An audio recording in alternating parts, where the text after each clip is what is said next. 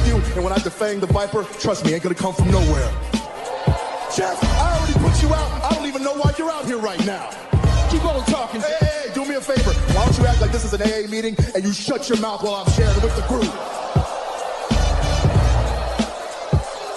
And Mustafa, you out here, a boy among men.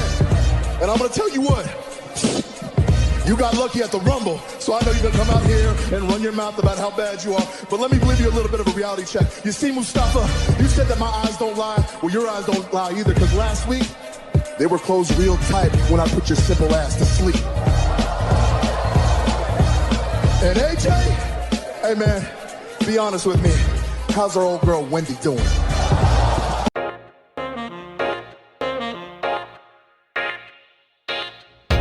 Welcome back to the Clark Street Wrestling Podcast. It's me, Hafeez. With me as always is Devin, and we are about to break down Raw and Smackdown from this past week as we are on the road to WrestleMania, which starts off with the Royal Rumble. So we're on the road to the Rumble as is.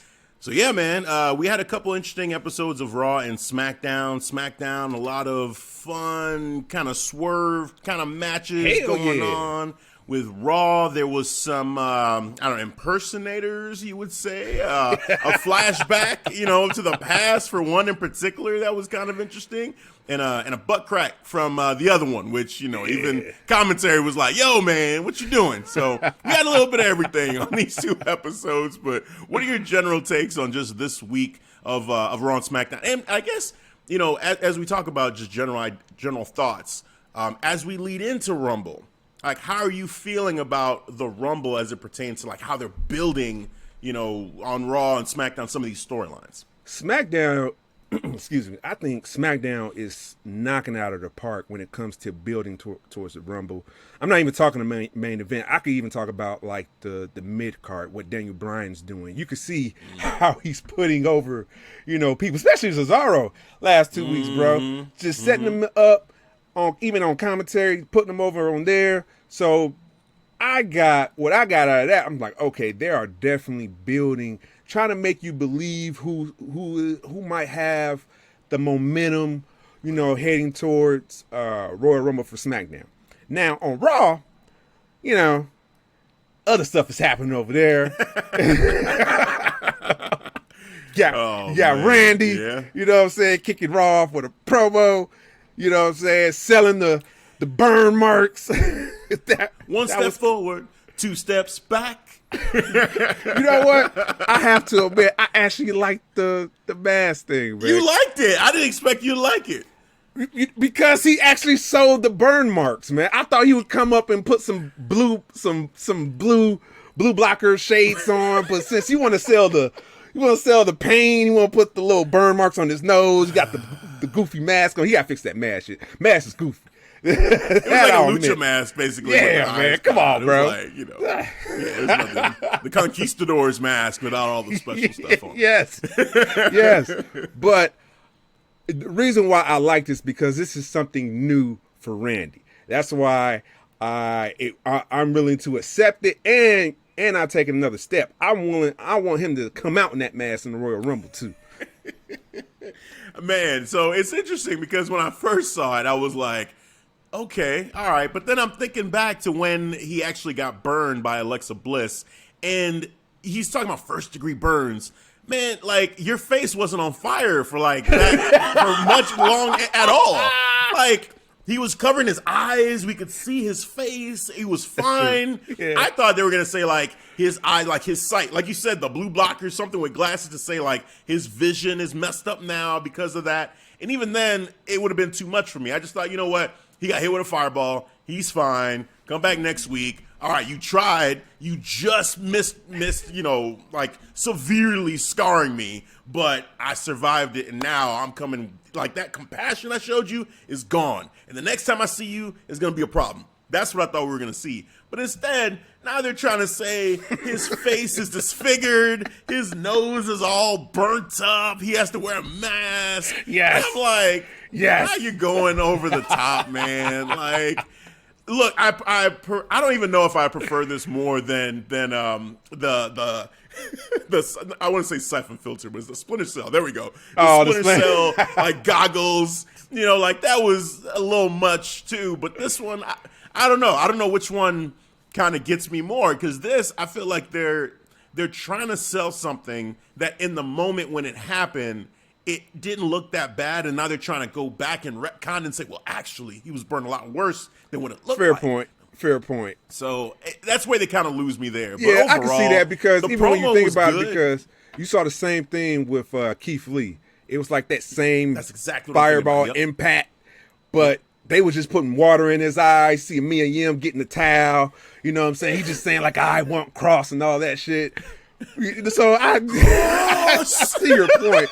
I was just entertained because he was going all in with the shit, man. He talking about it. They throwing the clips in the back too, of what happened. He's selling the burns. I'm like, okay, if you're gonna go all in, Randy. So I'm with it, bro. Oh man, yeah, and he, like you said, he's gonna be in the Rumble, and we'll see if he wrestles with the mask. I think it at this point now you can't go back. You can't have him do all this, cut this promo with the mask, and he shows up at the Rumble and he's fine. Like, what was the point of all that then if you do that? So you have to. Now you're stuck. Now he has You gotta pay it off. Yeah. And when we see it in light, now I wonder, is it going to look as good as it did? Because they played with the shadows, and you can kind of hide it a little bit. It wasn't as clear as day how bad it was. Now, are they going to try to even add more makeup to make it look even worse? Because now, in the lights in the middle of the ring, you can't play with the shadows as much as you did before. Yeah, that's true. That's true. I don't know, man. They might do that, man. They might put a little extra on, man. A little, maybe a little decay around the nose area, something like right, that, but like, bro. how is he getting worse? Like, is he still getting worse? Like, yeah, man, it's gonna be interesting to see. We'll see where they go with Randy, but yeah, man. I mean, so that was interesting. To your point, so SmackDown, I think, as we're talking generally about this road to the Royal Rumble right now, SmackDown definitely, I feel like they're doing a better job of getting me invested in the different dynamics within the Royal Rumble match itself. Like you said, with Cesaro and Daniel Bryan, Shinsuke now potentially too, with Cesaro saying, hey, I want to win the Royal Rumble because of what Roman Reigns did to Shinsuke. But Shinsuke is going to be in that matchup, and Shinsuke is a face now. So what's it going to look like when Shinsuke and Cesaro are in the ring together at the same time? Daniel Bryan, they're really, even though he's lost a couple times in a row, that kind of losing streak leading to the Rumble, it kind of actually goes in his favor as being one of the favorites now. It does, man. It's another way of trying to show that he's an underdog. Yes. But instead of just building these wins, he's going to go in with a losing streak thinking like, oh, he has no chance in hell to win. Right, exactly. So it's good storytelling. I feel like they're doing a good job with that. Cesaro was actually on Talking Smack, and they were asking him about like how he like this new persona that he's been putting on, and he's like, new, like this is actually the old Cesaro. This is not anything new. Like I feel like I found myself. I've gone back to what made me, Cesaro. What made me, the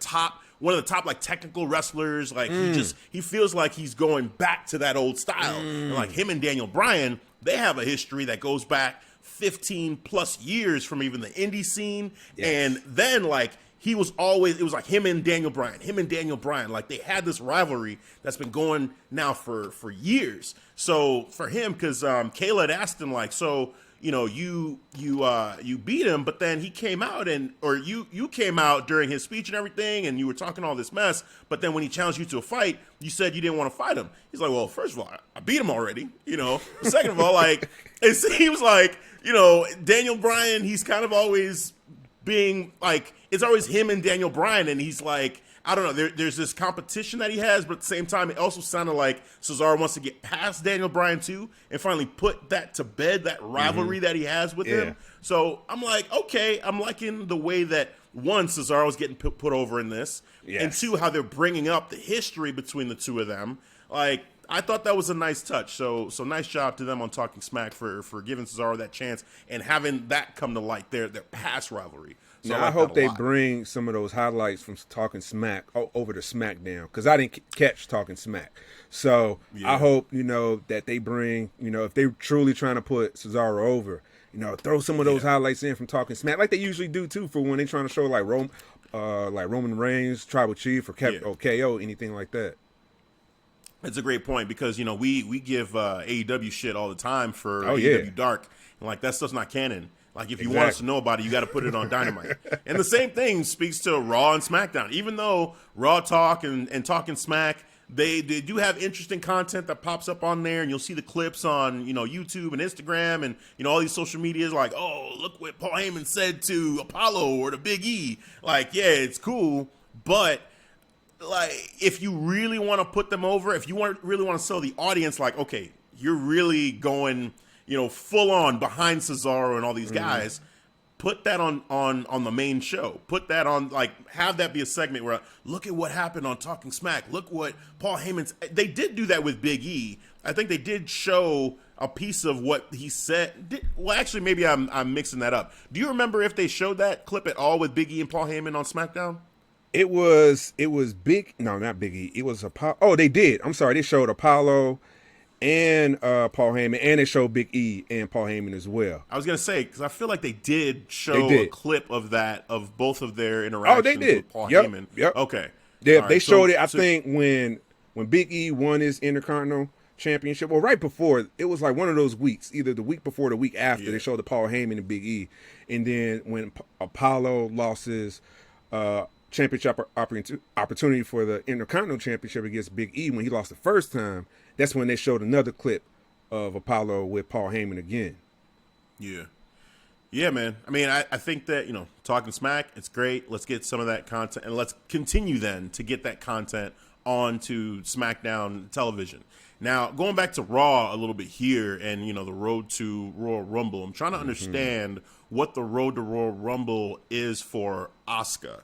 Is Asuka going to be going against Alexa Bliss? No, Alexa Bliss is in the Rumble match, right? That's what she said. She said she's officially in the Rumble match. Yep, yeah, because that was during the Alexa Bliss segment. The playground. The Playhouse, and that was like her first thing that she said. Yeah. That that she's going to, So she's there, which then, Asuka was like, yeah, but still, that's that doesn't great, make that's great. sense. And she's like, oh, that's interesting that you think that's great because, you're Raw champion. If I win the Rumble, I can go against the champion. So that means I could be going against you at WrestleMania. And, Asuka tried to play into that. But I'm a little confused with the direction of Asuka because, being double champ is cool and all, but there's a lot going on that Asuka's in the middle of, and I feel like Asuka's not looking great in any of it. Like, she's got this whole thing with Alexa Bliss, and she looked terrified on the playground. She looked that kind of threw me in for a loop. Like, when do Asuka get scared like that? Like Asuka, yeah, NXT Asuka, undefeated for damn near 2 years. Asuka, yes. Asuka's a beast. She shouldn't be like terrified of that. I get that, it's eerie. But there's a difference between being like, what the fuck? Like, what is all this crazy shit that this chick is doing? She's talking to an invisible friend now. Like, what's she doing? Like, it's weird. But no, she looked like, oh my God. Oh my God, the rocking chair. Oh, it's moving on its own. Oh, like, Asuka, you're Asuka. Like, relax. Like, what are you doing? Yeah. And then in the match, it was like more the same. Like, at first, it was competitive. Asuka was doing her thing. And then once it flipped, which, let's get into it a little bit. So Alexa Bliss now looks like she has another persona, right? Which, the Fiend Alexa Bliss version, no mask or anything like that. But basically the main difference was the Alexa Bliss Playhouse version wears pink. The evil Alexa Bliss wears black. That's basically what it is. Lights change, and she's in black now. And she had black lipstick, black mascara, and, she smears it, too, as she's wrestling. So that's kind of the thing there, which was cool. I actually dug that. But on Asuka's side, again, once that happened, it seemed like, well, Asuka couldn't do anything. I get it. You're trying to sell Alexa Bliss. But then she looked scared, too. She was like, oh, no, I'm screwed, And there was a point there, too, where she was on the ground. She was just kind of, like, looking at Alexa Bliss like, oh, my God. like Asuka? Dude, this was like totally overboard because I'm sorry, nothing against Alexa Bliss. Like physical appearance wise, nothing is like why should Asuka be intimidated? You know what I'm saying? Yeah. Makeup or not, just physical stature. It's still Alexa Bliss. Yeah. Exactly, bro. Yeah. This isn't like Braun Strowman, like some giant monster of a person. Like, oh my God, or Nia Jax. Like, yes, I'll fucking break you in half. Like, no, she's Asuka's still bigger than her. Like, physically, you should not be like, oh, I can't do anything with this now because her shirt's black, so I'm done. Like, that's it. She's wearing black lipstick. Oh, I'm fucked now. Like, what is that? Come on now. Like, I can see if you want to sell that Asuka is in fear, or maybe she's just like, oh, she don't know what to do. Okay, you do it at the point when, all right, Alexa Bliss already did her change, and then when they was doing the strikes, exchanging the strikes, Alexa was like, no selling. And then Asuka, she was like, oh my God, what the fuck do I do? That's where you started from that point. That's when it makes sense, not before.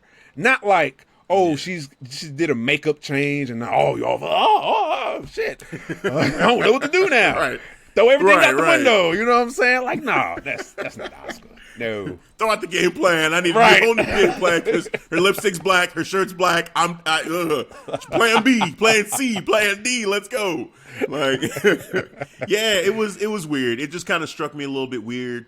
And I'm just confused because so we still have the tag team championship situation going on too with Asuka and Charlotte, and there's so many storylines going on with them. So you have Nia and Shayna, who at the end of Shayna's matchup, it looked like they were at odds a little bit, but then it was, I think it was Shayna Baszler that brought up, like, hey, we don't get along, but neither do they. We haven't gotten along from the beginning. As a matter of fact, this might be the perfect time, because you got Charlotte worried about her father and Lacey Evans, and like what's going on, and Lacey Evans is wearing his robe and trying to mess with her matches against Peyton Royce. You got that going on, so she's all like distracted, and you got Asuka being terrified by a little Alexa Bliss, so they're not on the same page either. This might be the perfect time for us to challenge for the title, the get the rematch that we never got, since losing the tag team championships. So that might happen at Royal Rumble. Maybe it does, maybe it doesn't. So that's another storyline. And then Alexa Bliss, there's that. There's Lacey Evans. Like, what is going on with Asuka? It's a lot going on. I'm like, God damn, like, okay. The only thing that makes sense, is like none of them, nothing happens with the Raw Women's title yet because Alexa Bliss is there, in the Rumble. And nothing happens with the tag team titles yet because they're going to be in the Royal Rumble match too. So basically they just sell that all of them are going to be in the Rumble at the same time and they're all going to interact with each other one way or another. Like, I guess that kind of makes it. But then do they pull double duty at Royal Rumble? You know what? Maybe because now, even thinking about it, Asuka will have nothing to do at Royal Rumble if she doesn't defend one of these titles at Royal Rumble. Because she's a champion. She's not going to be in the Rumble. Right. But she could be in the tag team if you want to throw a tag. And like then Nia, have Charlotte do double duty. Yeah. And Nia and Shayna. Yeah. That's true. That's a good point. Yeah. Because at this point, there's a lot happening around Asuka. And right now, I'm confused. It's like there's so much going on and nothing's going on for Asuka at the same time. Okay, really who wants the tag team champions? Do Lacey and Peyton Royce or Shayna and Nia Jax? Like, and then we got or Mandy Rose and Dana Brooke. I forgot about the Sexy Muscle Friends. I almost forgot about that name. I really almost forgot about that name until you just said that. No, Sexy Muscle Friends. Sexy Muscle Friends. I would never forget that name. I mean, it fits, man. They're sexy. They got muscles and they're friends. So, why not? That's a Vince McMahon tag team name for everyone. Oh, it is. Like, seriously. Sexy Muscle Friends. Put that on a T-shirt. Merch. Right. They're just posing it. Oh, man. Yeah, right. Then, I mean, we're all over the place with this one. But, with that, too, that matchup with Shayna, like, Mandy she got dominated, like, Mandy looked okay, but for the most part, she got dominated in that matchup, and it seemed like maybe they would play into the whole Nia Shayna Baszler issues more in it. But I mean, Shayna basically took care of business, proved her point. Like, hey, I'm a beast too. Like, you say you're carrying the team. I'm here taking care of business. Like I'm winning matches. So, yeah, man, I don't know. There's, like I said, there's a lot going on, and yet it seems like even the way we're talking about it, like we're bouncing around and all these things, but this is basically how it's all happening. It's all happening pretty like randomly and scattered, and I just like, we're not talking scattered. That's just how the story is. That's how it happened. This is how it's being Listeners presented. Or viewers and watchers, like we're not like, oh, these guys just skipping out. No. That is the layout. How it went down. That is the format of last week's Raw. That's what happened. Seriously. Yep. It's just a lot of stuff, going on, and we're on the road to Royal Rumble. Like that's basically it. Like there's not much clarity for me with the road to Royal Rumble with this episode of Raw. Now, the one thing we know that's happening, and unfortunately, with Drew McIntyre testing positive for COVID, he hasn't been able to be on television, but they're still finding creative ways to integrate him into the storyline. So Drew and Goldberg, neither one of them were there on this episode, technically.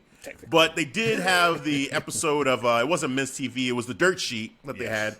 Yeah. And, they had the return of an old mainstay from the WCW days in Gillberg show up as the special guest. So that was funny seeing Gillberg back, and you had the two security guards or whatever with the sparklers on the side. So we had the pyro.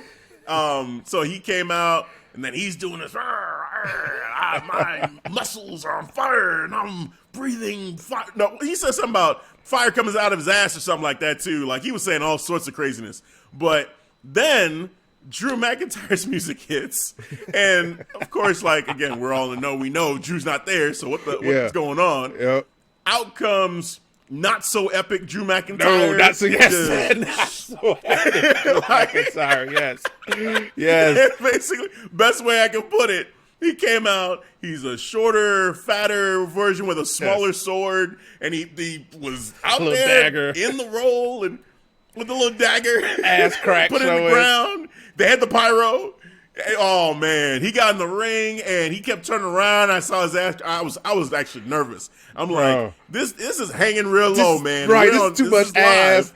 And I mentioned I had mentioned this on the podcast earlier. Big shout outs to Matt. I was on this podcast. It's called the Pro Wrestling Podcast with Matt and Friends. And I was mentioning how I think Tom Phillips actually broke script and he was like, dude, come on, cover that up.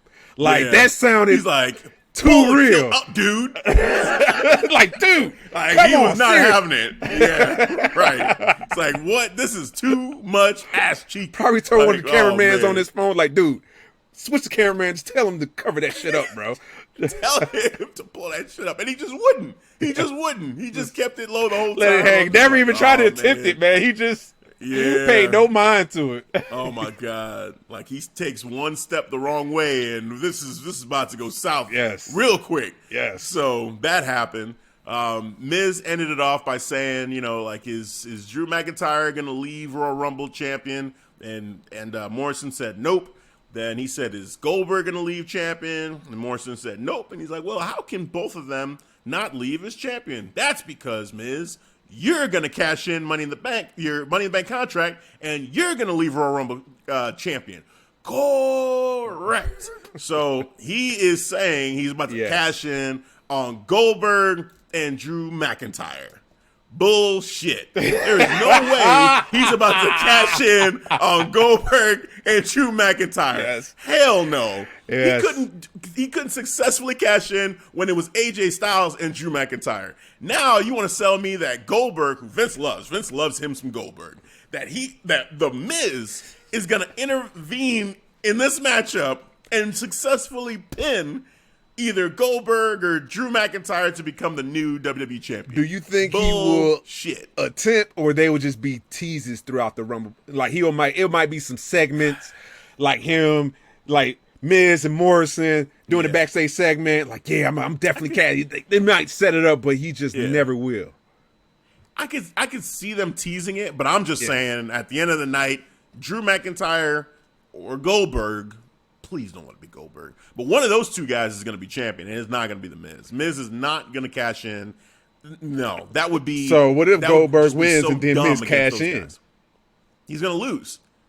Like there's no way they're going to have Goldberg lose to the Miz, like get pinned by the Miz to become WWE champion. I don't see that. Hold on. Why would you? Hold on. First of all, I look at this from a business standpoint. Miz, you can say almost face of USA because he has a show on there. You know, the Miz, you know, Miz and Mrs. And he's always promoting, but even that between Fox. And then they already had the first failed cash attempt, so I don't think they'll set that up again for a second. I gotta give it either. I see it one or two ways. Either Miz is gonna cash on Goldberg because Goldberg's gonna beat Drew. So if he's gonna cash him, I'm all for it. That's the only way I'm gonna accept this. Yeah. All right, or he's just gonna tease and not cash in at all, and then Drew is gonna win. He's gonna cash in. I don't think he's gonna cash in. I think if he cashes in, the thing is the logic here. I don't see how you can sell me that he's gonna successfully pin either Drew or Goldberg, given that he already cashed in once. Look, I love AJ Styles. We've seen it with Seth Rollins. He did it at WrestleMania between Roman Reigns and Brock Lesnar. It made sense. He waited for the perfect opportunity. And Miz, he can wait for the perfect opportunity where it can make sense. Like both guys are down and it might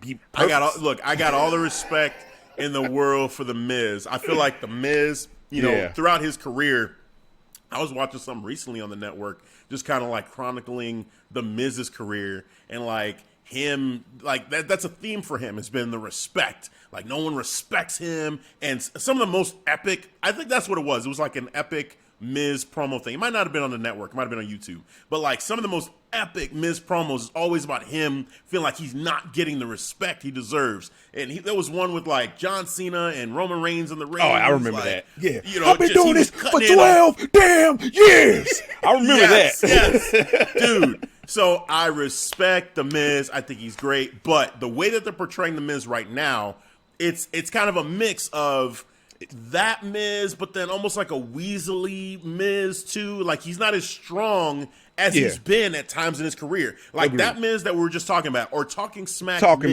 Miz.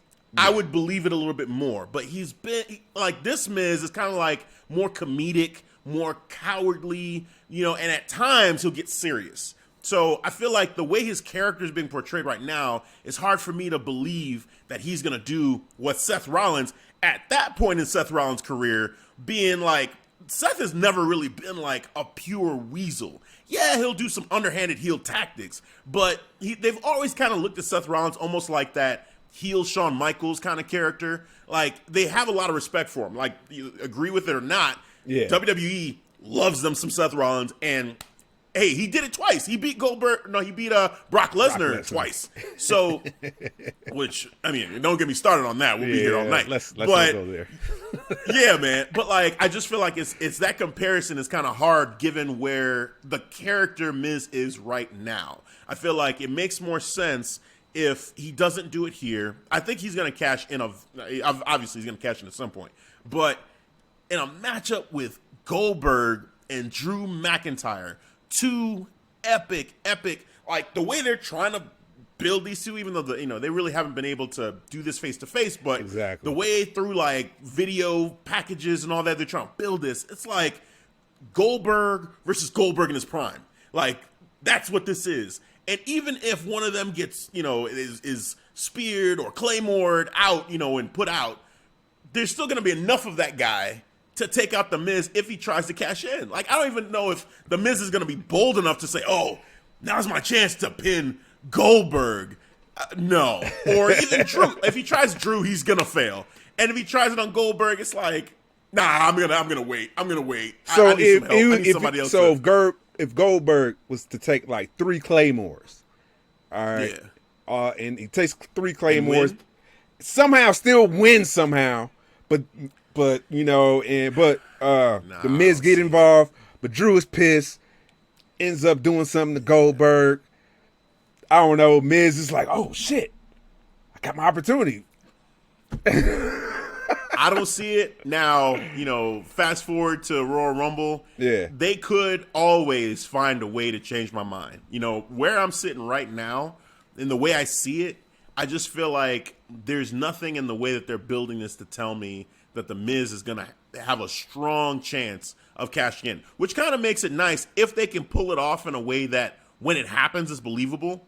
Hey, bravo, because you got me, because I'm sitting here saying there's no way. You know what I'm saying? So I would be caught off guard if I see it and I'm like, oh my God, they pulled it off and I'm with it and I'm cheering. I'm like, yes, Miz is champion. But right now I'm like, I can't buy it given the weaselly version of this character we're getting from the Miz in a cash-in with those two guys being in the ring at the same time.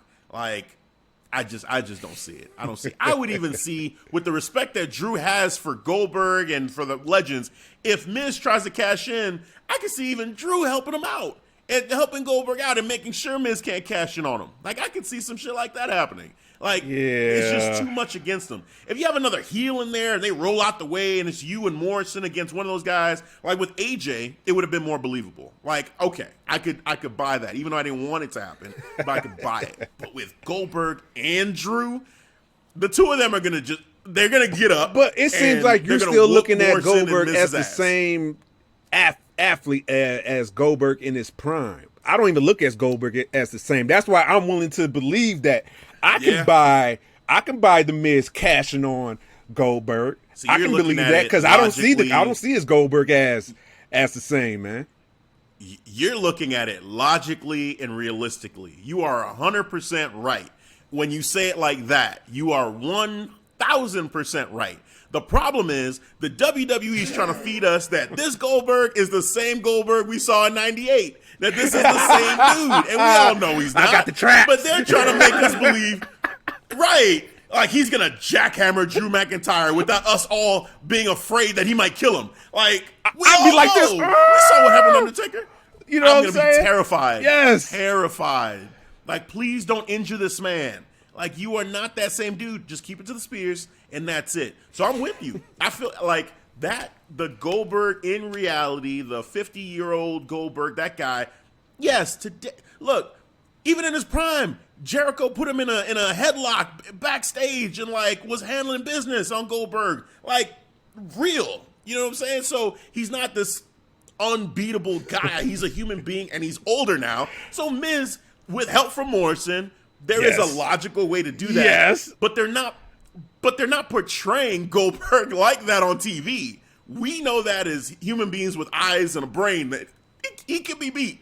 But in Vince's mind, Goldberg is freaking the superhero, like the guy still. Like he wishes that he could pull that Goldberg from '98 and plop him in the WWE ring. And he's trying to sell us that he did it. Like that's what we got. Like every time. I hope we're done with the Goldberg run. This seems like we're never done with the Goldberg. Because never. Just the way, to your point, just the way they're building this. They're showing all this 98 Bill Goldberg videos, promo videos. You know what I'm saying? So I think they're going for that's what I'm saying. I think they're going for the swerve. Like whenever we get around predictions, I'm still going to keep that prediction. I'm going with Drew, going for Goldberg within maybe no more than 5 minutes, man. It will be a squash match. And you will see it. I don't think you're far off. Yeah, I don't think you're far off with that. And maybe Goldberg will help Miz and Morrison get the cash in. You think he'll help them? I don't know, because like maybe he'll be pissed. He'll just be pissed. I don't know, man. It could happen. I'm just saying. I'm not going to put that idea. I'm not going to just put it out there. You know what, though? Okay. What you just said right there, if for some reason Goldberg is feeling a certain type of way about losing to Drew and spears him again, like after the win, like Drew's celebrating, yeah, and then he gets speared by Goldberg. You might want to shake his hand or something. Then Miz comes out. Okay, I could buy that. Because now it's like an underhanded move by Goldberg that would change everything. So that right there, it's fantasy booking because I don't know. I don't know if that's going to happen. I'm just trying to look at every door, every lane. You know what I'm saying? Yes. If it's in his mind, if it's in Vince's mind to do this, to have Miz cash in on one of them, I think the way you just said it would be the one I'd be like, Vince, here, take this one. This is the only thing that makes sense. Goldberg needs to lash out. He's pissed off. He just lost. He spears Drew McIntyre one more time on his way out. Miz and Morrison come running down. I'm cashing in. Goldberg don't give a fuck no more because he's gone. He's still pissed. He left.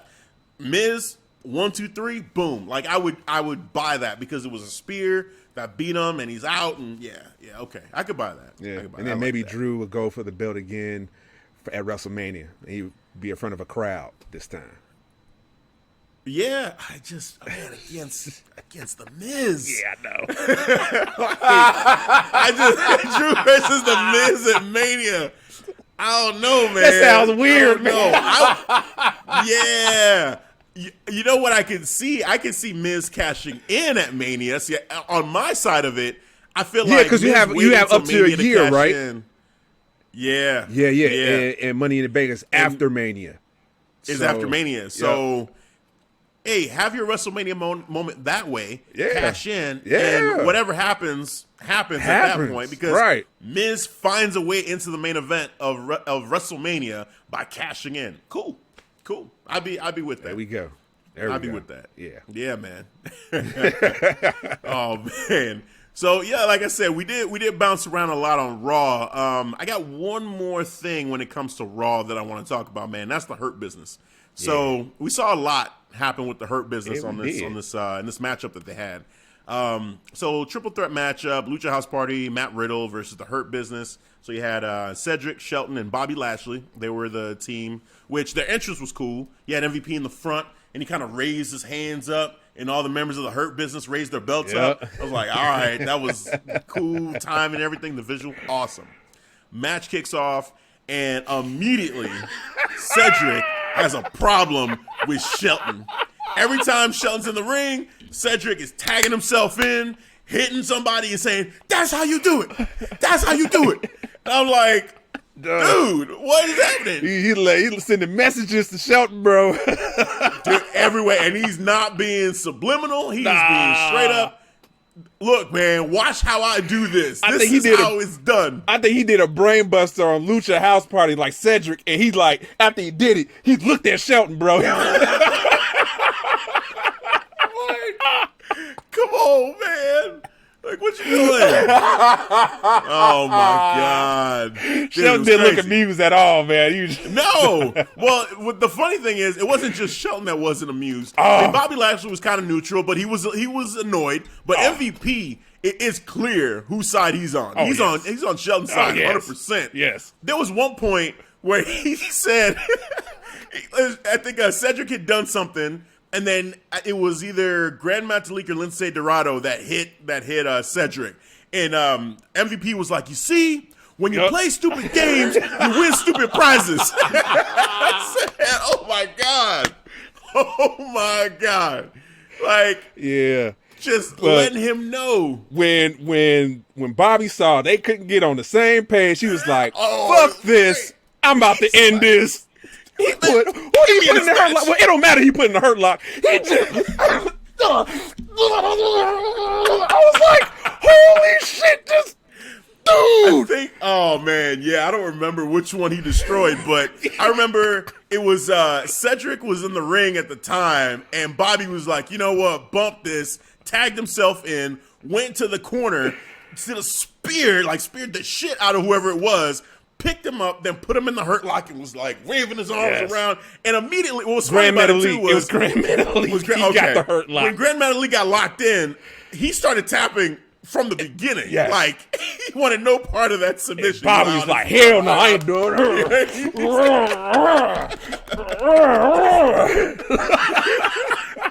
I was like, what? It was Bobby like when you give a dog a puppy toy and they just ragdolling him. It was hilarious. It was hilarious. I was like, yep, Bobby just continues to look super strong in all these Oh moments, my man. God. It's just crazy. Yes. Like, And this then after dude that is match, awesome. what I saw is this. What I saw. So I know. To I your know where you're point, going because I think I saw it too. to your point, you was Yeah, talking about how MVP. You already know whose side he's on, Shelton. Yeah. He was on Shelton's side, all right, because you saw that. Yeah. But Yeah. I saw who Bobby. He had his arm on Cedric. I saw that. Letting him know, At the like, very bro. end, I saw that. And It's just usually, like, it's cool. It's you know cool. what I'm It's saying, all right. It's all amongst right. the brothers, Yeah. once we do that and we talking, that's the most honorable move. We can let you know, like, you one of my guys. You my right-hand man, bro. Like, hey, don't worry about this. We're going to handle this, bro. Yeah. And we're going to get this. We're going to get this business. Oh, man. So what do you think? Where do you think this is leading? You think Bobby is Bobby and Cedric are going to be still like a tandem when this whole thing erupts? Because it's on the verge of blowing up, man. But will it erupt, or we just kind of have some, like, a reorg? Like, we just have a reorg in the hurt business faction. All right, like, so Bobby, and then now it's Cedric instead of Bobby and MVP. So you think MVP? Okay, but when you say reorg, like, is MVP still in the hurt business? He's still in the hurt business, but he doesn't have, like, a voice anymore like he did before, I would say. So he's going to be there, but not, like... See, I don't know if that works. I don't know if you could have, like, him, Bobby establishing and saying Cedric is the number 2, and then MVP just stand in the corner and watch us do business. Like, I feel it like might be a transition before we get to that point, but I say that's where we're heading to. I think so. I think MVP is going to have to make a decision the way this is going, because to your point, if that wasn't just Bobby kind of going with the moment and kind of like, just flowing, maybe that wasn't like a written part of the story. Maybe that's just what he was feeling in the moment. But we've seen in the past when Ric Flair botched and tripped Charlotte, they made that the storyline. And now, that's just what it is. So here, if I'm Vince or someone in the back and I'm watching this and I say, well, the last thing fans saw was Bobby's hand over the shoulder of Cedric, and MVP is clearly siding with Shelton. So the battle lines kind of are being drawn a little bit here. Now, I'm not saying split the Hurt Business because I like the Hurt Business and I like the group dynamic, but I feel like there's definitely friction, and MVP I think is the one that's going to have to make a choice. I think ultimately MVP sides with Bobby Lashley. I think there's no question about who is the leader of the Hurt Business. It's Bobby. Like, clearly it's Bobby. He's the CEO of the Hurt Business. And if Bobby says, look, I'm picking Cedric, gotta roll with at some point MVP's going to look at him, hey, Shelton, when you got to go, you got to go. And that's it. Just let's get rid of him, I think Shelton might be the one on the outside looking in, worst case scenario, if he can't get his shit together. So, we'll see. We'll see, man. It's going to be interesting. Yeah, because this whole, falling out, I'm trying to see, where are they going with this heading to the Royal Rumble? Yeah. I don't know. Heading into the Royal Rumble, it'll be interesting because I think they'll probably all be in the Rumble match, which that's going to be a mess because, Shelton and Cedric are going to just be at each other's throats, and Bobby might get tossed out because of them, and that's going to be, that could be the next level of this where it's like, all right, somebody's got to go because you guys just cost me a chance at the WWE Championship. So right, something about to get hurt, like, for real. Somebody, just like I think it's only a matter of time, man. They're gonna. I think Shelton. It's getting to that point for him, or the other way around. That Cedric, I think, could be fine on his own. Shelton, I think, he benefits more from staying in the Hurt Business. He does, because as a single star, I don't think there's really much more you can do with him. But with Cedric, he's a star in the making. Like, he's really shining here, so it would make sense. Looking at it from that perspective, Cedric is the one on the way out, and Shelton stays in the Hurt Business. And, Bobby, even though he's, like, being cool with Cedric, if Cedric starts mouthing off at him, it's over. Like, all right, you gotta go, deuces, and yeah. you know, that man Bobby, that dude is on a amazing run right now. Yes, he is. So, yeah, man, we'll see what happens. You know, from this point forward. One other thing on Raw that I wanted to mention was I saw one of the sickest moves we all did in this matchup between AJ Styles and Ricochet. My goodness. I should have put an AJ Styles shirt right up. I didn't even think about that. Just to salute this man, bro. You know what I'm saying? Oh, my God. There's a reason they call him phenomenal, all right? Check out, by the way, the documentary on AJ Styles is on the WWE Network because it is phenomenal. Shows you his backstory. It's not just about the Rumble and about him, you know, his making his debut. They talk about TNA and, you know, him before, how he got the name AJ Styles. They put all that in there, so definitely check that out. But for this man right here, this move, and shout out to Ricochet too, because it takes two to make these things work. So it does. Awesome the body control for that, what he had to do. Yeah. So the move we're talking about basically is the best way to describe it. You have AJ Styles holding up Ricochet in kind of a suplex position. He throws Ricochet onto the top rope. Ricochet bounces back, like literally springboards back to AJ Styles. Boing. AJ catches him perfectly for the Styles Clash, turns around, boom, hits him with a Styles Clash in like one fluid motion.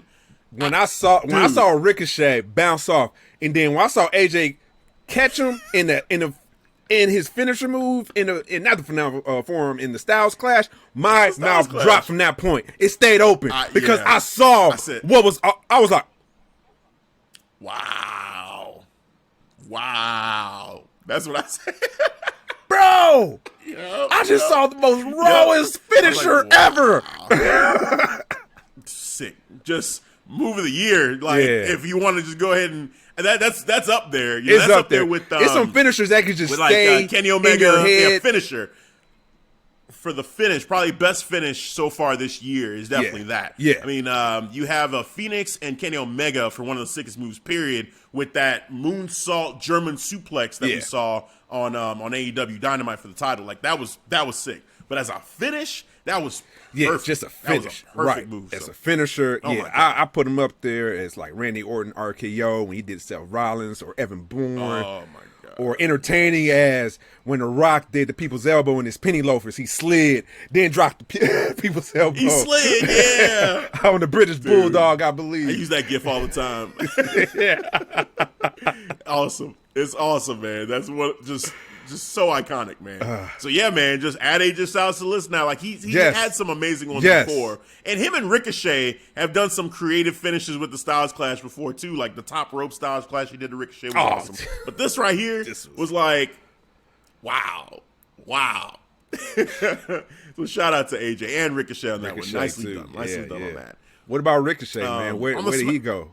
You think he's knocking on Retribution door? You know what? It looks like they dropped that story. Because now, I mean, I wasn't going to actually go into detail about this, but Retribution has moved on, and I like the story here better with Ali and Kofi. Yes. Yeah. That makes sense. Yes. Because Kofi... That's 2 years in the making, we all remember Kofi Mania. Yes. Mm-hmm. Kofi Mania happened because Ali was out. Ali got injured. Yep. They replaced Ali with Kofi, and Kofi went on to become the WWE champion. And so Ali feels a certain type of way about that. Yes. Makes sense. Yes. So right now, unfortunately, Kofi, can't be there. They're saying his jaw, something like that, like got his jaw broken. Cool. So he's taking it out on Xavier Woods. And all right, we're going to put your boy Xavier Woods through his paces. So he's going through the gauntlet, with Retribution at this point. Keeps getting beat. But yeah, they're sending a message and getting Retribution for what happened to Ali by way of Kofi Kingston taking that spot. So I like that better than the Ricochet one because, Ricochet joining Retribution, who wins in that? What's the gain there? Yeah, but I'm just trying to see what. All right. I'm just trying to see what you do for Ricochet because, all right, obviously you're giving him, recently you've been giving him a lot of camera time. So what are you giving him this camera time for now? Like, I peep AJ's backstage segment right before they had their match. She was like, I already know what's going to happen. I'm like, it's two things going to happen. I'm going to embarrass you and I'm going to beat you.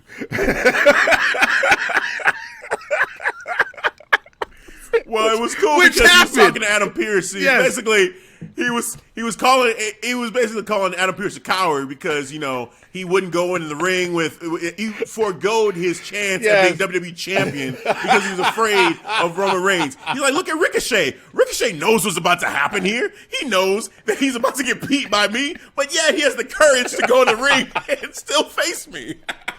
And I said, "Oh man, that's perfect. That's perfect." Man, I love AJ. Yes. Just straight up, straight face. Yes. No, he believes it. Like, look, this man, he knows he's gonna lose, but he's still going in there and get in the ring with me.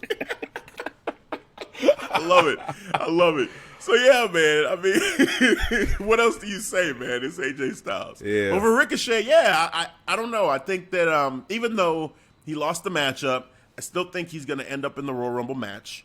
So I'm not. I think Gulak and Ricochet will be in the matchup, just because AJ, he's not the GM, and Adam Pearce is going to be like, no, I'm still going to give those guys their opportunity in the Rumble match. And they may be the reason why AJ, if he doesn't win, maybe they're the reason why that he doesn't win because they, get the revenge on AJ in that way. Well, Ricochet specifically because he's not going to win the Rumble. So, no. Looking at him in general, because he's been on the losing streak. Like, do you think the losing streak will lead to? Like, I don't think, I'm not saying like every wrestler needs a heel, to go heels just to refresh their character, but I always thought. It always suited. Well, Hurt Business, yeah. And especially suited, Ricochet's character. He's cocky, he's confident. Even the way he wrestles is pretty confident, too, and pretty cocky. And it's right up his style. So I'm like, why not just unleash the Kraken and just, let him. Yeah. Let's see what happens with that. Man. Yeah, I don't know. I feel like it's kind of like when we weren't sure if Bayley could be a heel because she was just so positive, so nice, we couldn't see it. I feel that way about Ricochet right now. And it would be it's hard to believe that he would make a great heel, but you know what? Like that's something they haven't tried, so why not? Like, let's see it. Let's see Ricochet get that chance to show and have some fun with a heel character. Being cocky, like you say. I mean, he could say, "Hey, I'm the best wrestler in the world. I'm being held back." I was thinking during that matchup, I was like, man, Ricochet versus AJ Styles. If you'd have told me this was going to happen 5 years ago, I'd have been like, Ricochet and AJ Styles, WWE having a matchup against each other? Holy shit. You know what I'm saying? Because there was so much hype in Ricochet from the indie scene. Yeah. And AJ Styles is AJ Styles. Like, this is a guy who, Ricochet versus Ray Phoenix or versus Kenny Omega. Like, could you imagine? I could see him fitting in within that matchup with Kenny Omega and Ray Phoenix, like, to a T. Like, he just has that ability to have that great of a match. So, that could be part of it for Ricochet to say, like, look, I'm a best bout machine. Like, people are talking about all these other names as best wrestler in the world, but they forgot about me, Ricochet, as great as I am. Right. Like, no one can do the moves that I can do. No one can do what I can do. When they say one and only, there's a reason. Because I'm the only motherfucker here that can do this shit. Yes. Legit. Yes. Watch. And then go and just start dominating people. Like, that's what needs to happen. So I'm with you. It'd be amazing to see him get that opportunity to just, like, let that out. Be that guy. Be that, you know how great you are, so just be like The Rock, basically, when he was calling himself the great one. The great one, Ricochet just needs to put that on. Mm-hmm. Like, I'm the best. I'm the greatest. Like, I'm the best in the world. I know that's been overused by a lot of people in wrestling. Chris Jericho, CM Punk, Shane McMahon, all say they're best in the world. But a guy like Ricochet, it's believable if he starts, trying to sell us on that. And just say, hey, I'm the best, man. Like, yeah, because I'm not feeling the baby face role, lately, especially with that backstage segment he had with Adam Pearce, and Adam Pearce is like, I'm giving you opportunity, I'm opening the door, but it's only up to you to go right through it. It's like, yeah, man, I know, and I just want to thank you for giving me an opportunity I'm like, come on, man, like. You ain't beating AJ. Not with that attitude, bro. No. And the fact that, like, he has to be so, like, I get that, you want to be professional and you're grateful for the opportunity, Yeah. but at the same time, it's like, man, what the fuck? What do you like? First of all, this opportunity should have been given to me a long time ago. Where has all this been? Yes. I'm Ricochet. Like, this is ridiculous. The fact that you're granting me an opportunity. Are you kidding me? Do you know who I am? Have you seen my matches? Like, come on, man. I beat AJ Styles already before when we were fighting over the Intercontinental Championship. What are we talking about? That, dude. Yeah. I just thought about it. They were talking about it. They almost alluded to it. That's another thing that during the segment, he was saying, "Oh, you have selective memory," and I thought he was going to bring up the fact that he beat AJ Styles during their. I mean, it was like a year plus ago. Yeah, but it was for the U.S. title, over the belt. For the U.S. title, right? Sorry, I said Intercontinental for the U.S. title. But like they had that feud. There was a whole.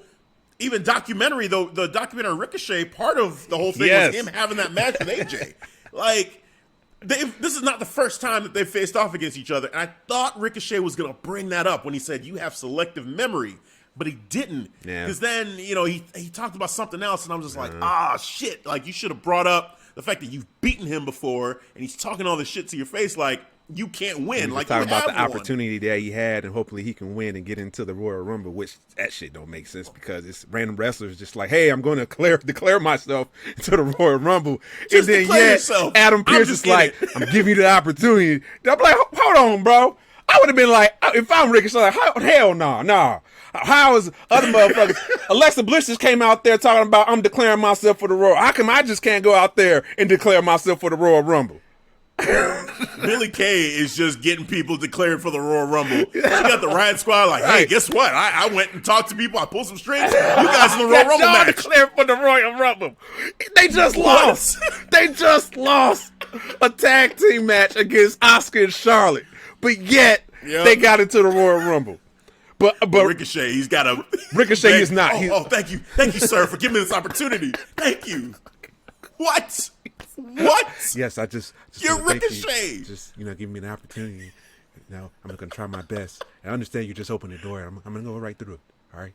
Oh my God. Oh man. Like if that were Dominic Mysterio, I'd be like, all right, cool. Dominic, yeah, he should feel that way. Like you're getting granted an opportunity. This ain't Dominic. This is Ricochet. Like what? Oh, man. Unbelievable, man. Former NXT North American champion, former NXT Tag Team champion, Dusty Cup winner, like, U.S. champion. He fought Brock Lesnar at was it the last Royal Rumble that they fought? No, it was at the Saudi. Or 2 years ago. Remember that Saudi? Not the Greatest Royal, but at one of those Saudi pay-per-views. Oh, he got wrecked. Right. Like you thought, just from destroyed. you have a fighting chance. He got zero offense. Zero offense in, my guy. You thought maybe he'll get maybe 1%. A 1%. Something. Something. Oh, bro. Bro was like, I got a plane to catch. That was the beginning of the year. Get this payday real quick. F5. 1, 2, 3. I'm done. Here we go. Vince, get my bags. Gas up the jet. Get me the fuck out of here. Oh man. Well, let's move past Ricochet a little bit here and talk about your guy, the Tribal Chief, Roman Reigns, and this whole thing with Adam Pearce, KO.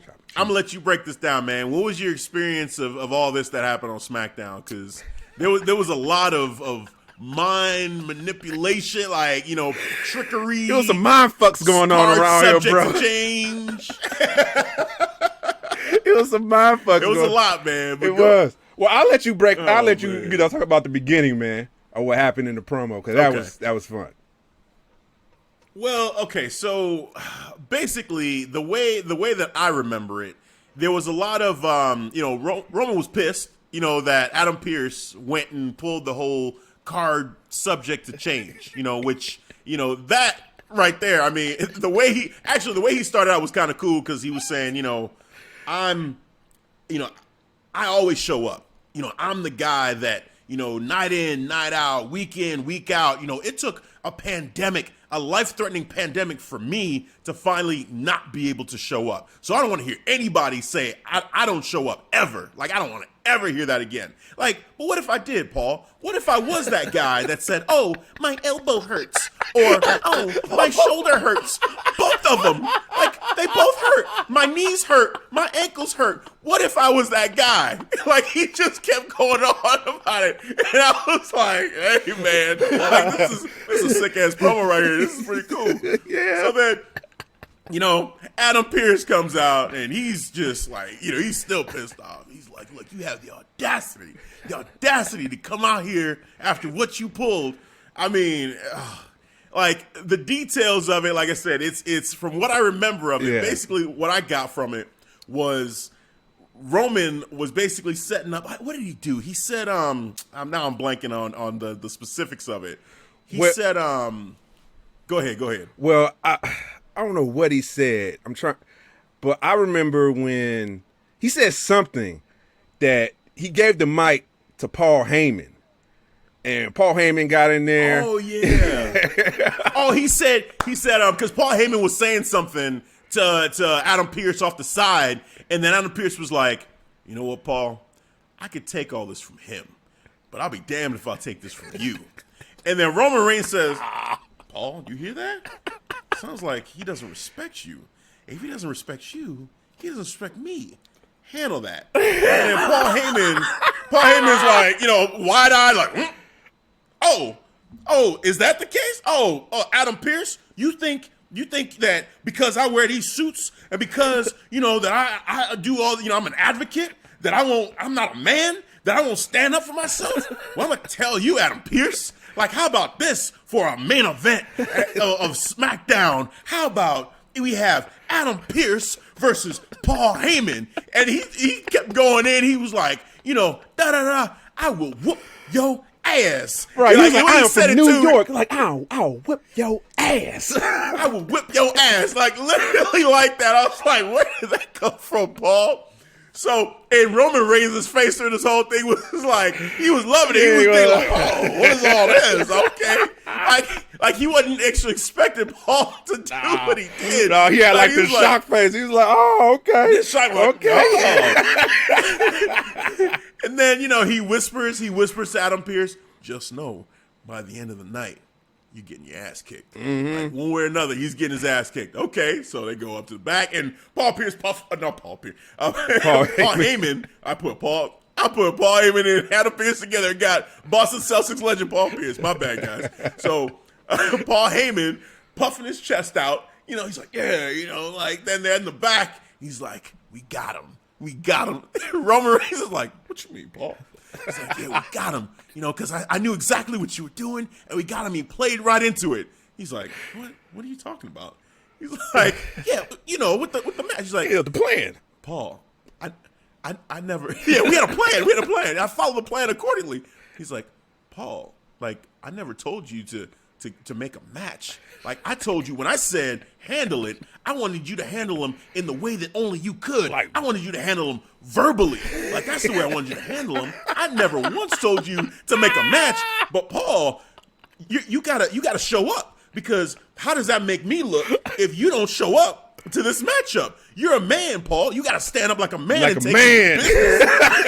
like a man. He's like, and it's crazy because you have Roman Reigns in the foreground of the video. You know what? I gotta do it. You might hate this. Paul. You might hate this, but I gotta do it. He was like this. Oh yeah. With the belt, yes. He got reeled up close, and you can see it real close. Basically, the title on his shoulder, it was right up at the screen. But then you can see Paul Heyman's head pop up over his shoulder, eyes buggy like, what? What are you? It's like, you mean you actually want me to do this? Oh man, that was great. I was dying laughing, bro. I was dying laughing. My stomach was hurting, man, because he thought the Tribal Chief had his back. I was like, Tribal Chief only care about himself. Commentary was like, hey man, Roman Reigns he's left the building. Like, he's gone. He's out, man. Like, Paul Heyman's gonna have to figure this out.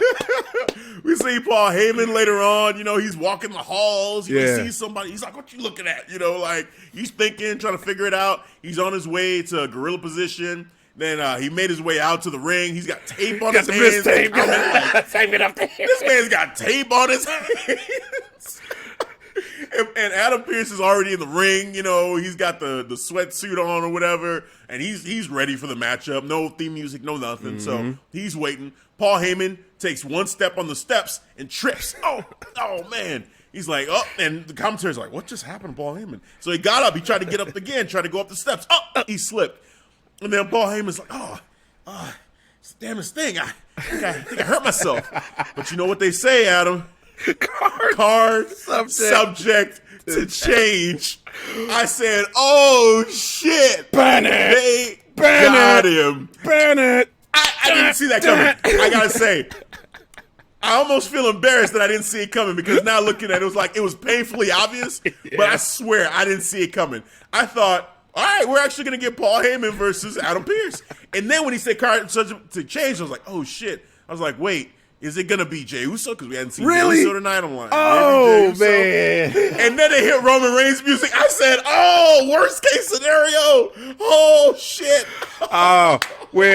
As soon as he hurt himself, I was like, oh, I know where he going. He about to flip that shit on Paul. Adam Pearce. He was like, card subject to change. I'm like, oh, yeah, here we go. My tribal chief hit his music.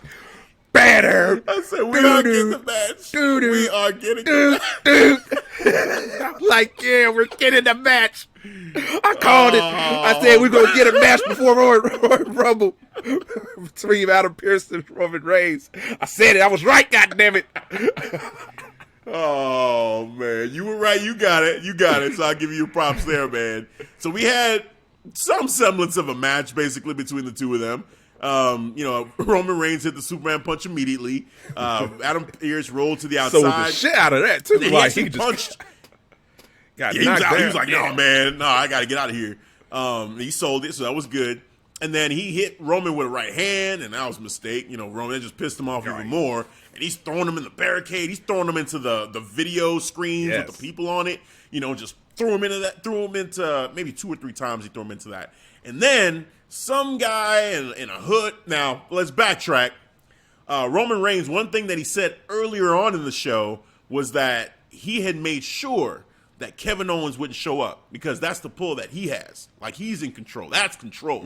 So he made it so that Kevin Owens couldn't show up. And then we saw a video of Kevin Owens saying, I drove up, I came to work, and, security's telling me I can't get in the building. So then, and this promo was cool, too, because he was talking about, fight Owens fight, like what that means. And he talks, it's about his family, but he showed the tattoos on his knuckles. Because he talked about he has his wife tattooed, his wife's name tattooed on one wrist, and his kid's name tattooed on another wrist. But the one that really exemplifies him the most is the tattoos on his knuckles. And it was for his, I think it was his grandparents' names, the 2 male figures. Both of his grandparents on his mom and dad's side, I believe. On mom and dad's side, thank you. On his knuckles. And he was like, because these guys had my back through thick and thin.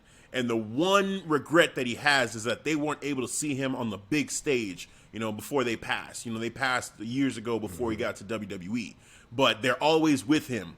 And, with that, it's like, how can I not fight? Like, they fought through illnesses and and just, battled through that. And they were able to have that some time with him at least, even as sick as they were. So, for him, it's like with them going through all that, what excuse does he have not to fight on?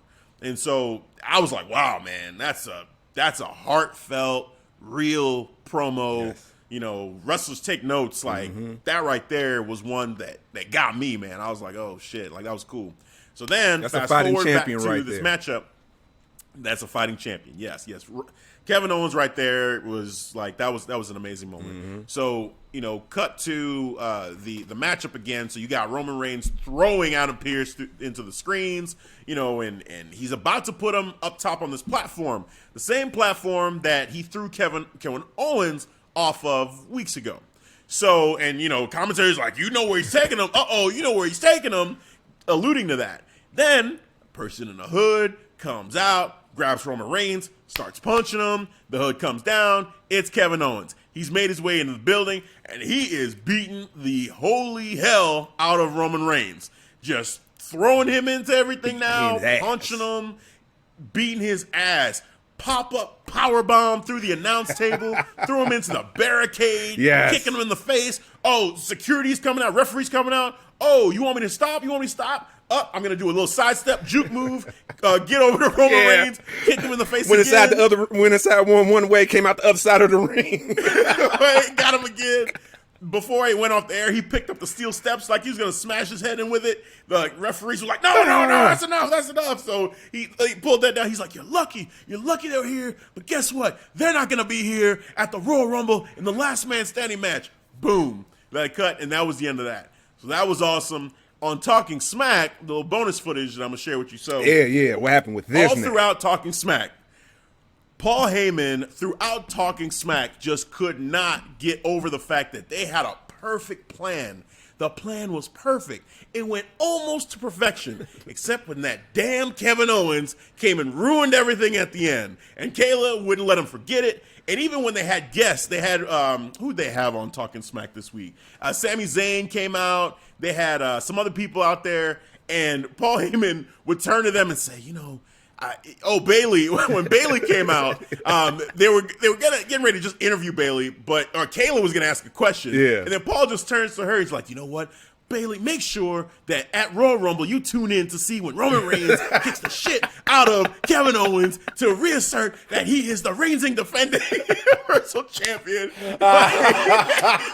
He just kept bringing that up. He just could not. He was still pissed. He couldn't let that shit go. Oh, that's perfect. Now, that's how you sell, ladies and gentlemen. Oh, man. So it was great. And then they were about to go off the air for Talking Smack. Paul Heyman looks to his side, and you don't see who's there. He looks to his side. He's like, oh, shit. So he just drops his head, and it's Kevin Owens. And I'm like, oh, shit. And they just sit there in silence. Like Kevin Owens just looking at Paul Heyman. Paul Heyman kind of not looking at Kevin Owens. He's just like, fuck, no. And Kevin Owens looking at him. And it's just like, he's just like. Then he goes over to him, whispers to him, you can feel it. You can feel it. And then he puts out his hand to shake to shake Paul Heyman's hand. Yeah. And Paul Heyman's like, and he shakes his hand. He shakes Kevin Owens' hand. And then Kevin Owens like, see you, Kayla. And then he leaves. And Paul Heyman's like wiping like the scum off of his hand. He takes out the little handkerchief from his suit. And he wipes it off like. Like he's just so dude. It was nice. It was a nice touch. Really, not much in terms of like words or anything, but it was all like tension. Like you could feel the tension after what Kevin Owens just did and how pissed off Paul Heyman was the entire episode of Talking Smack. And then you've got that just one thing that he says is like, you can feel it. Like you know what's coming. You know what's about to happen in Royal Rumble. You know what's coming after what I just did to your boy. That's everything I read into it. But all he said is, you can feel it. You can feel it. It's like, shit. Oh, my God. Dude, man. I'm going to have to see that myself, man. Oh yeah, man. Just that moment. The Bailey stuff was pretty good, too, because they talked about the obstacle course, which we'll get into in a second. But, yeah, man. That, oh, my God. It was great. It was great. Oh, man, Kevin. So, yeah, Owens. man. Just general thoughts, man. What you think? So, I even though they made Kevin Owens looking strong, but I get it. You got to sell the pay-per-view. You got to sell. Kevin Owens has a fighting chance against the Tribal Chief. Like my percentage for Kevin Owens is still at 35. Hasn't risen up. Hasn't gone lower. Still at a strong, steady 35%. Yours went up though. Mine's went up. Yours went up. Mine's at 50%. Oh! 50%. I'm giving him a 50% chance. This is even now. Even. Either way this could go. Man. Either way, no. yes. No. I am there. Kevin won me over. Don't not listen to my KO. No. We might be headed to KO Mania. No. Oh, hell no. KO Mania. Hell no. Hell no. KO Mania. My Tribal Chief was shut all this shit down. All the haters will rise and give all their energy back to the tribal chief because he's going to retain the Universal Championship. It's like a spirit bomb in a reverse instead of like everyone sitting there like love and positivity, selling all the hate. And Give me your hate. Give me your hate.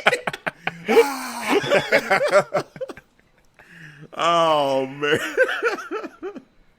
that's good. That's good. But yeah, man, we'll see. We'll see how that goes. But yeah, man, it's just Kevin Owens is doing great work. Roman Reigns is doing great work. Like I'm here for this, man. SmackDown, like we said, in terms of building for Royal Rumble, I feel like SmackDown is doing a hell of a job overall. I mean, there's so many other things that happen on this episode, but that's kind of like the biggest thing. Yeah, the big highlights. Yeah, like, you know, Reginald, we talked, I don't know, did we talk about that? No, we talked about that in the pre-show. Okay. Yeah. Well, Reginald is half cat because this man was reversing everything that Sasha Banks did, flipping around, like smiling, like landed all this fleet and then bowing just, you know, every time. Just yep. Right. I did it. Like this dude, yeah, man. He's incredibly athletic and showed out in a great way. Sasha did pick up the victory, but you know, Reginald did look great there. You think they're opening the door for intergender wrestling now? Because we got a light version of it, just a very light version of it. It's more like I don't think so. It's more like not, a dance. Not to the level of like a Impact or anybody else. Yeah, I don't think they're gonna get there. Yeah, Impact goes balls to the wall. Like, but I'm treat you like my equal. They don't care. Yeah, right. Exactly. You know, so I doubt it. At least not now. Yeah. But you know, down the road, who knows, man? Anything's possible. Yeah. But right now, I would say no, not anytime soon. So also too, Cesaro had another big night. So they've been booking him really strong. He beat Daniel Bryan last week. He went against Dolph Ziggler. Beat him too. Yeah, that slow mo in the smack. I mean, when he was doing the Cesaro spin was funny. You know, just seeing Dolph, his hair in slow motion, just him looking like he's in pain, or just did he's like, yeah. Yeah, man. So, you know, great work by Cesaro and getting put over. Great job by WWE putting him over right now, leading into the Royal Rumble, making him look strong. You know, love to see some of that stuff coming from Talking Smack get on the main show for him as well, talking about his past history with Daniel Bryan. So love that. Gosh, what else? There was one other. The Apollo Crews Big E situation. Like, I don't know. I feel like I'm not feeling this feud right now. I like it from Apollo's side because I feel like they're trying to get something out of Apollo. That's another thing too. Like Talking Smack, they gotta incorporate more of this stuff from Talking Smack on the show. Because another thing that happened here too was Sami Zayn was continued, you know, his whole protest thing on Talking Smack. And then Apollo showed up and Sami Zayn was intimidated. He was real intimidated and Apollo was like, you know, yeah, I just want to stand here, and while you're talking, I'm just going to sit here too and see what you got to say. Because now, for context, Sami Zayn cost Apollo Crews his opportunity at the Intercontinental Championship by interfering and getting basically, you know, a disqualification end to that matchup. I think Apollo ended up winning by disqualification because he's the one that got haluva kicked by Sami Zayn, but the match didn't end. And yeah, I don't know. I'm not sure where they're going with this, but Apollo looked good on Talking Smack. You know, Paul Heyman was like, you know, when Sami Zayn was talking shit to Apollo, and Sami Zayn finally left because he said, you know what? I'm worried about the safety of my crew, not because I'm intimidated, but because I'm worried about their safety. So I'm gonna take them out of here. So we're gonna leave because I'm worried about their safety. We're gone. So they left, and then Paul Heyman is like, you're going to let this prick, like, distract you from what's important? What's important is the Intercontinental Championship. You're going to let this prick distract you? He's like, I'm going to whoop Sami Zayn's ass, and then I'm going to win the Intercontinental Championship because I can. And he looked pissed and serious, and then he walked off. And Paul Heyman was like, he had the greatest look. He was looking, he's like, And he was like, so, like the creep smile, like the Grinch. Yeah, that cheesy Grinch. Like, perfectly like the Grinch. He was like, yeah, like I did it. Yeah, I got him. I finally found that fire. Dance. That's exactly what it is. Dude, it was so funny. And actually, right after that is when Kevin Owens showed up. That's when that happened. He was like, yeah. Oh, hell no. No. Like, oh, shit, we gotta go. Just feeling good. He was just feeling good. But so the Intercontinental Championship situation, I don't know, man. Like, this is another one that, of all the things that SmackDown is doing, I think they're doing a great job in terms of building towards Royal Rumble. But with this one, it just seems like I'm not sure what we're doing. Like, are we still building Big E, or are we building Apollo now? Because it feels like Apollo's the one getting the push, and Big E's just kind of like there. I get a sense it was kind of just helping each other out. It's more of a dance. Like Big E's helping,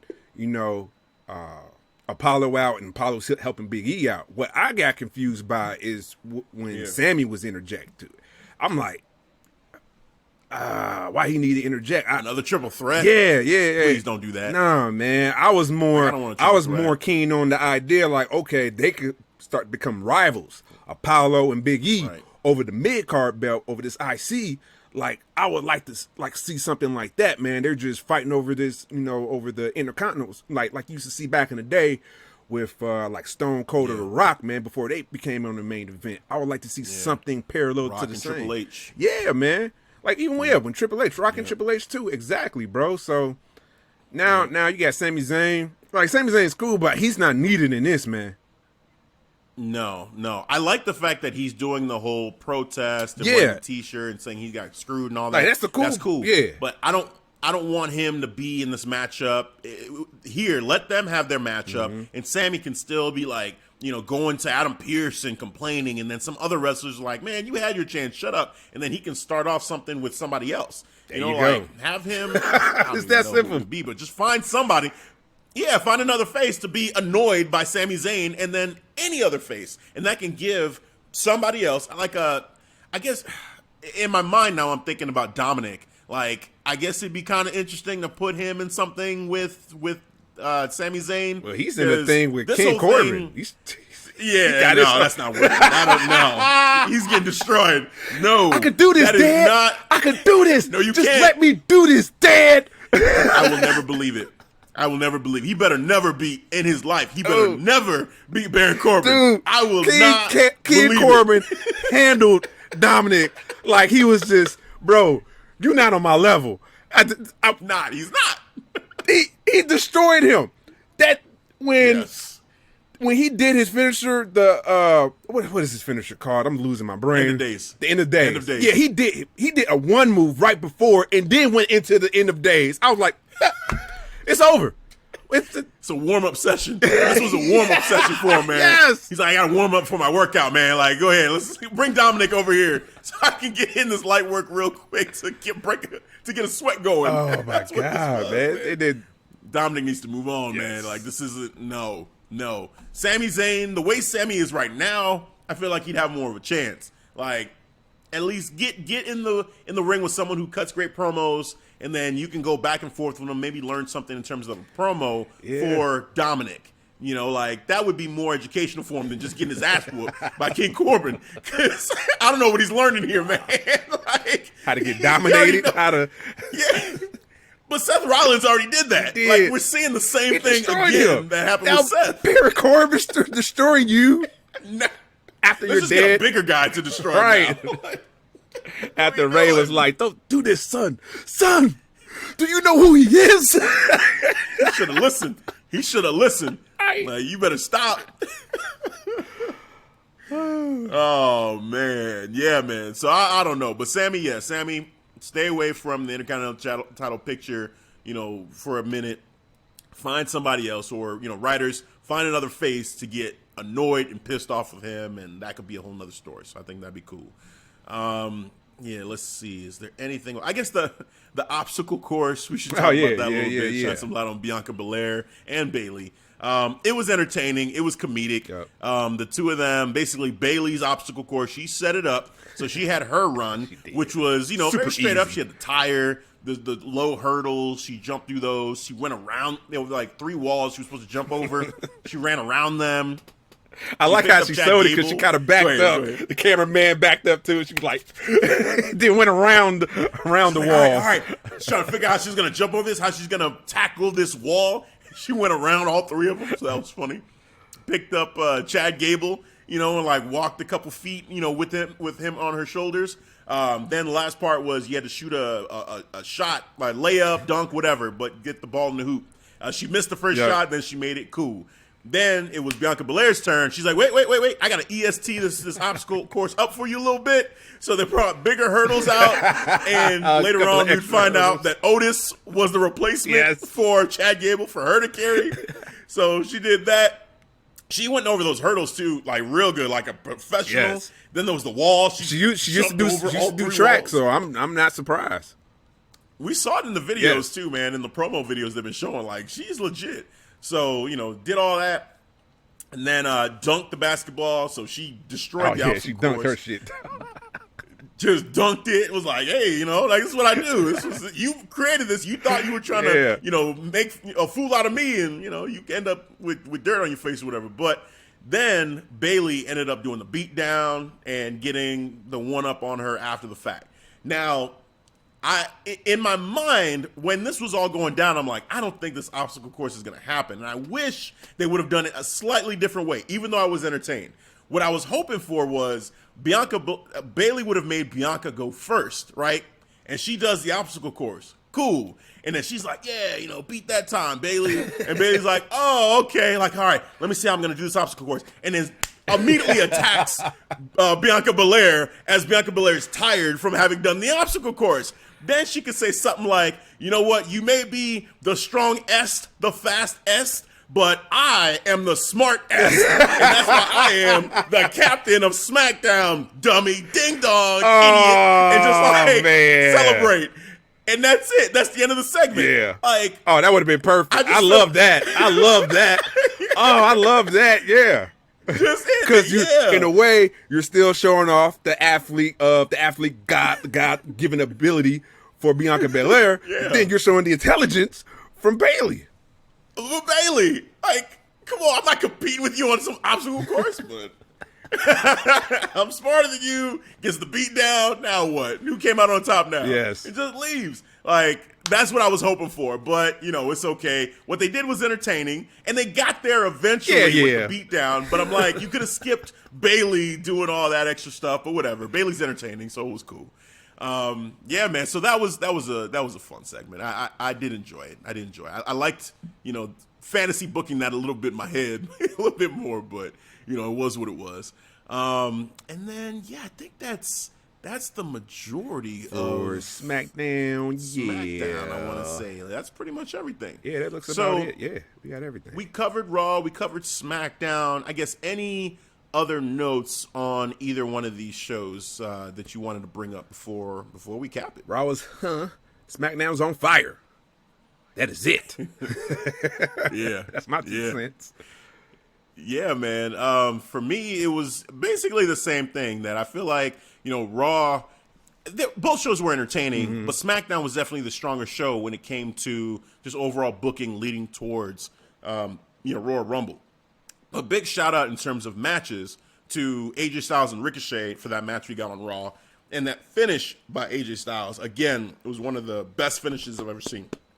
Put it up there, like you said, with like Randy Orton, Seth Rollins, and an RKO from the curb stomp. Like, oh my God. Like one of the sickest finishers I've seen. That one was right up there, man. It was sick. So props to them. But yeah, man, I think that pretty much does it for this recap. So before we go, as always, Devin, tell the people where they can catch us. Yes, all the time. You can always catch us on the various social platforms. I will go down the list because there is only one website you can catch us at. And here are the lists of the various social platforms. We got Facebook. We have an awesome Facebook group, by the way, called the Clark Street Wrestling Community. Always hit that join group. We're a private group, but you hit join, we will let you in with open arms. We all we all love all walks of life of wrestling, so it doesn't matter. And yes, we're on Instagram. Hit that follow button. We're on Twitter too. And we hit over our 400 mark for Twitter followers. Are on the road to 500 right now. I think we're at 409. Last time I looked at it. I'm doing a live look right now. Yep, 409. 409 Yeah, right. currently. Okay, so currently. And 450 by the time I you got to get do there. a big shout out to TikTok because I think we had a goal of, I think 2 goals. We was on the road to 2,000, but we had a little mini goal to get to that 1,500. We eclipsed that. And the reason why I'm using the word eclipse, because we really eclipsed that shit. We're at 1,786 followers right now. Almost at 1,800. Wow. We about to be 200 pretty soon, I bet, man, because we're killing TikTok, it right now. TikTok, Yeah. TikTok. TikTok is where it's at. We thank all the TikTok followers for following us. And you know what? I'm going to do something special. Like right when we get off doing our recording session, I will be live streaming TikTok while I'm watching the UFC fight as well. So if you want to get on, talk about some wrestling, talk about what happened, we can chit chat, doesn't matter. Catch me on the TikTok live.